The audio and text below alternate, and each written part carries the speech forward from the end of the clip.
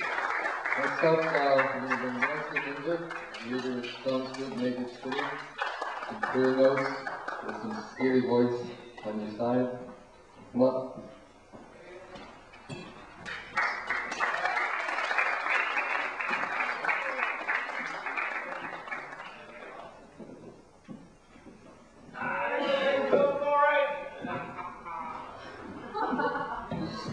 Spilled some coaching.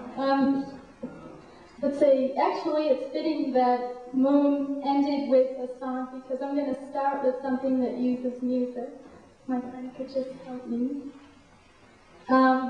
This is a song from my friend, this is a poem from my friend Jenny, who's here. And it's called For Jenny, and in the background is Papa Bell's Cannon. I just want to get it.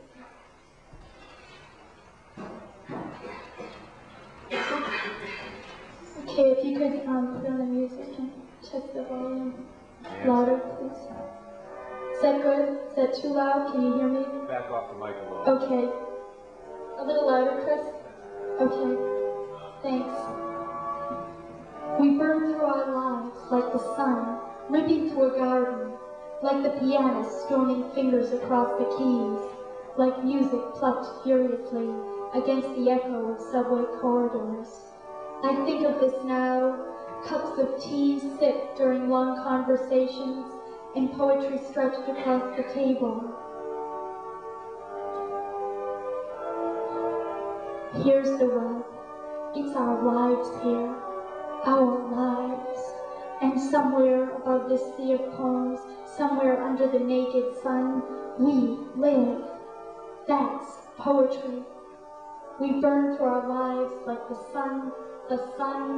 Funny, I think of this now, laughing in a narrow booth in a car, winding through dense fog, squinting to see the road, grinning. Here's the rub. Who will remember our names, I ask? Who will see our names written into the curl of a butterfly's wing? Who will strain to see us through the fog? I say, let's translate the song from the bones of our hands, cast it into the air. No one can stop us. This is the ballet of a life that's right. Our dance is the dance of blur across the keys. When I say friend, I mean that I am strong enough, should you choose to make the leap to hold my arms. I can see a star farther than the tiniest squint of the eye and still say, friend. I can't stop the music. We burn through our lives like the sun, ripping through a garden, the pianist storming fingers, flesh in white and black, like music plucked furiously against the echo, and the architecture of our hopes lies in the structure of a note, and our words leaping.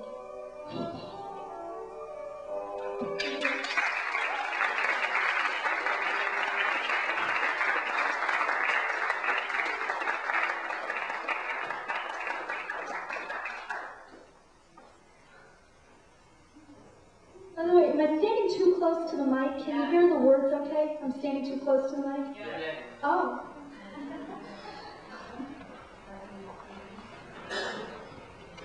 This one is called To Sardi in South Africa, and I felt that I needed to read it because of the changes that are starting to take place there.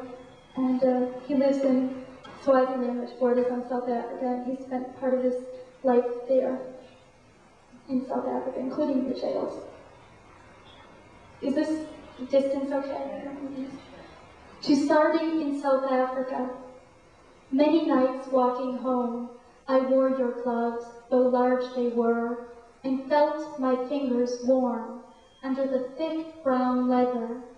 On hot summer nights we would walk to a neighborhood restaurant, where one of us would buy the other coffee. Under the fluorescent lights of our booth, we drank, laughing, late into the night. Early mornings, I would knock at your door. Invariably, you would jump out of bed, pull up the shade, and then turn the doorknob. This I could hear from my side of the doorway.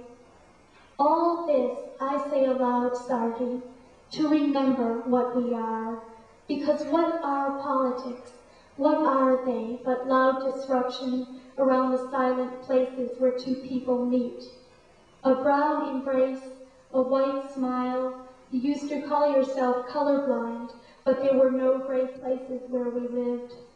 And what I remember when I think of you is a long road through the small town in which we lived, green leaves unfolding, stretching toward the sun, branches reaching across the street, and a gray shadow falling across the road under a blue sky. Governments don't understand us on cool spring days like these.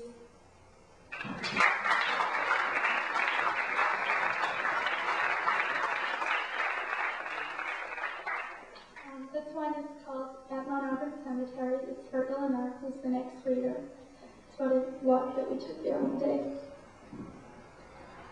Who were we to peer into the tombs of the forgotten, press our faces to glass windows, look inside to wonder how they've lived? Do you remember how we climbed the tower stairs, ascended as we moved toward slants of light into the spiraling dark, laughed because we were afraid? Later, we came to Amy Lowell's grave, and look, the anniversary of her death, you cried, and I said, let's say a prayer, and somehow prayers fell like leaves to the forgotten. And through the chill of wind, we left Mount Auburn, pulled our coats around ourselves, searching for the gate. Later, I remembered, though, a gravestone I had seen. The wheat is ripe, it said. The harvest is ready. And what is stone, stone, but that cold place, that hard place in the gut, bone deep? And what is poetry, but this stone in which our dreams are etched? I have died many times to find poetry such as this, blown gentle as breath through a bubble, as wind through the trees. I want to live in this place, from the gut, my life on fire, brightly as the greening trees, to feel the passion of the flame of daffodils that lit the sky.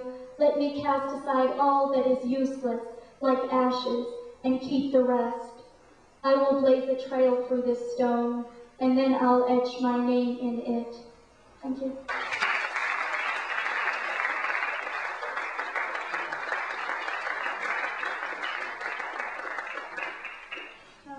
This is from the Women in Violence series. Between the Lines. It's about looking at a picture of a woman in a newspaper who's had an act of violence committed against her. Between the lines.